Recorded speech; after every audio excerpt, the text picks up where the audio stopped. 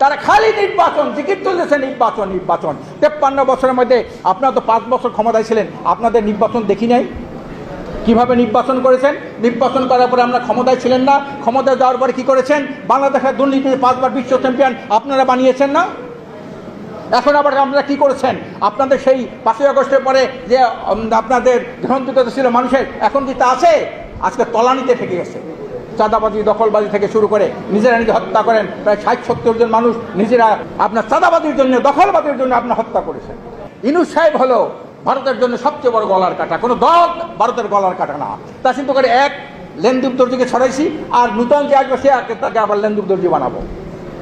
এই ইউনূসকে, ডক্টর ইউনূস সাহেবকে সরানোর জন্যে নির্বাচনটা জিকির উঠছে।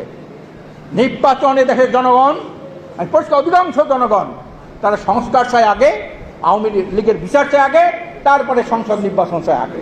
অধিকার কেউ কাউকে দেয় না, অধিকার আদায় করে নিতে হয়। আমি বর্তমান ইউনূস সাহেবকে বলবো, আজকে দেশ স্বাধীন হয়ে 53 বছর, 53 বছরের মধ্যে এদেশে অনেক নেতার পরিবর্তন হয়েছে, অনেক দফার পরিবর্তন হয়েছে, সরকার কাঠামোর অনেক পরিবর্তন হয়েছে। এদেশের মানুষ সংসদীয় পদ্ধতি সরকার দেখেছে, প্রেসিডেন্সিয়াল পদ্ধতি সরকার দেখেছে, সামরিক সরকার দেখেছে, তত্ত্বাবধায়ক সরকার দেখেছে, অন্তর্বর্তীকালীন সরকার দেখেছে। এত কিছু দেখার পরেও দেশ ও জাতীয়তা মানবতার ভাগ্যের কোনো পরিবর্তন হয় নাই। মানুষের অধিকার প্রতিষ্ঠিত হয় নাই। কেন হয় নাই?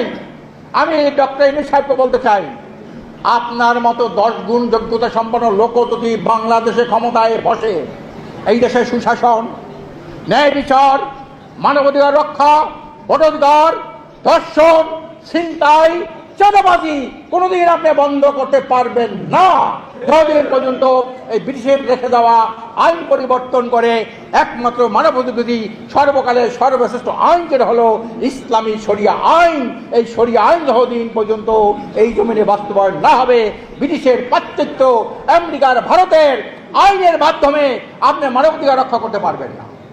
আপনি দুর্নীতি দুঃশাসন বন্ধ করতে পারবেন না, চুরি ডাকাতি বন্ধ করতে পারবেন না।